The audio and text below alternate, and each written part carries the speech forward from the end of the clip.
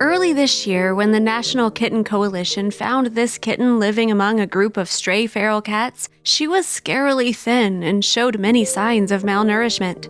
However, once the kitten was taken in and had undergone the rehabilitation process, the veterinarian staff noticed something odd. Her fragile, smaller than the usual body wasn't her most unusual ailment. In fact, the most puzzling things started to occur. Her face started to change.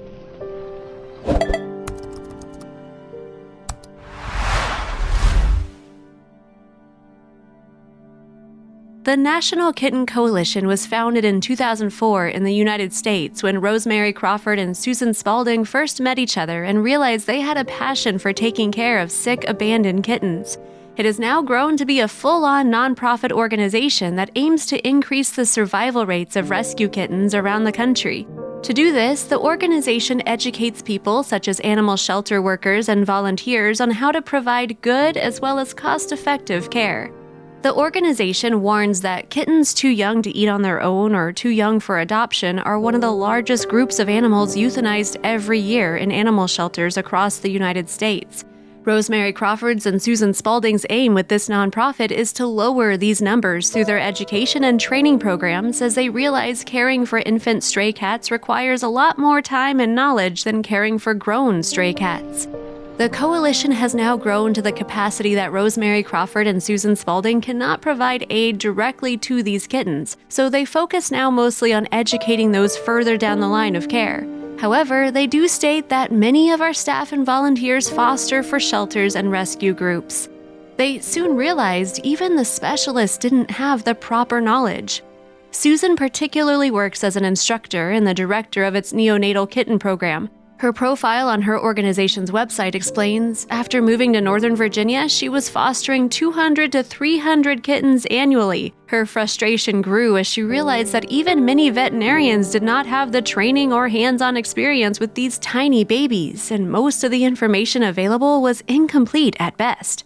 This special kitten was about to start a whole new journey for Susan and her team. After seeing the sheer lack of knowledge at these veterinarian clinics and animal shelters around the country, she felt compelled to not only be an instructor, but to begin her own research. Now Susan specializes in newborn orphaned kittens and those that need special care. Among these kittens was the odd little one with a condition affecting her face.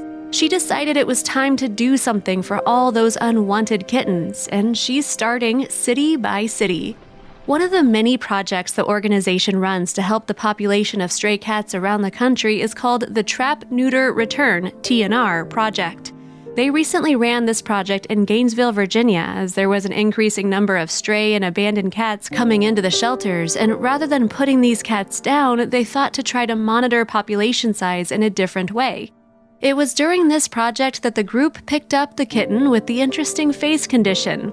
She was living among other feral cats and did not appear to have a mother or family of her own. She was so unique, they had to take a closer look.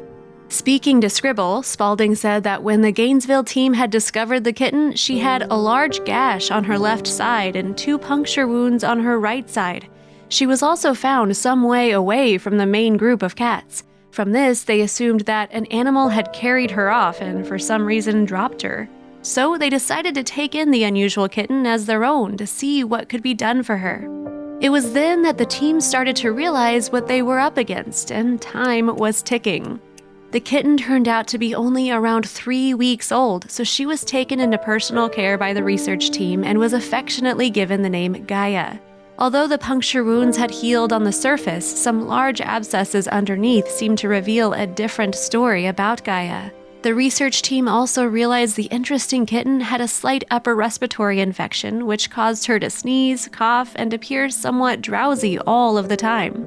As the care and treatment from the Gainesville team went on, the gash down the kitten's left side healed relatively quickly, but the abscesses on her right took longer. Spalding told Scribble, in the meantime, for some unknown reason, she began losing her hair and had some severe diarrhea due to her upper respiratory infection. The little one's health was not only a cause for concern, but it had doctors stumped as she continued to develop new symptoms. The research team, along with Susan, concluded that it was the loss of hair that created the dramatic change in Gaia's face. Spalding soon began calling her an alien kitten, lovingly, of course. She told Love Meow it was touch and go for about a week, and she became our alien when she lost a lot of her hair. They were determined to solve the mystery of the kitten's health, and so they did. The research team was unsure what was causing the hair loss and thought it was the infection that was contributing to it, so Spalding put her on the Fading Kitten protocol in an attempt to bring her back to health. This regimen aims to re-establish a kitten's immune system. The approach has seen a 90% survival rate, thus Gaia's likelihood of recovery was high. So as soon as the decision was made, the kitten's journey back to a healthy life began. Throughout this protocol treatment of Susan's, the little kitten's immune system became stronger and stronger. Soon enough, she was eating solid food again. After about 2.5 weeks, the fur around her face and belly started to grow back in little patches until it started growing back thick and full. Susan noted that because of this treatment, it was clear that Gaia was feeling better and was on the road to recovery. Although she was healing, she had some other odd features as well. Although all her hair had now grown back, Gaia will always look a little different from other cats, according to Susan. The little kitten has a half tail which tapers into a corkscrew shape at the end. Secondly, she is polydactyl on her front paws. Polydactyly is a genetic condition that causes the cat to be born with more than the usual number of toes on one or more of its paws. These conditions weren't just fluke accidents by nature, there are reasons behind them, and the team was eager to know if they could prevent this in the future. Most non-polydactyl cats have 5 toes on their front paws and 4 on their back. However, as a polydactyl cat, Gaia has extra toes on her front feet. Although this is no cause for alarm, as polydactyly is a rather common condition that is passed down through family genetics. So although she looked a little different, this kitten was just as lovable as the next. While polydactyly can occur in any cat depending on family lineage, they are more prevalent in certain areas of the world, including in parts of England and the United States. There is also a link between sailors and cats with these traits, as some like to think that polydactyl cats brought them good luck due to their extra thumbs. Although her hectic start to life was rough, she was one lucky girl. In the 1930s, famous author Ernest Hemingway was known to be gifted a kitten that was a polydactyl by a sea captain. You can even find some of these polydactyl cats who now live at the Ernest Hemingway Home and Museum in Key West, Florida. Today, polydactyl cats around the United States are sometimes referred to as Hemingway cats because of the story. The genetic mutation is also referred to as a cat having a thumb. Despite their appearance, these cats' thumbs are of course not opposable. This trait was even used as a marketing tool in a UK milk commercial by Cravendale. The UK milk company famously depicted cats plotting to steal milk with their newly acquired opposable thumbs. This image helped strongly correlate the unusual kittens with the brand, and many in the UK even call these cats Cravendale cats. Luckily for Gaia, the condition is usually not detrimental to her health or even how she goes about her daily life. In Gaia's case, it just adds to her interesting appearance along with her corkscrew tail. She may not look like a little alien kitten anymore, like Susan used to call her, but she will always have something a bit unique about her. With these unique traits, the team and Susan are sure that Gaia won't struggle to find someone to adopt and love her forever.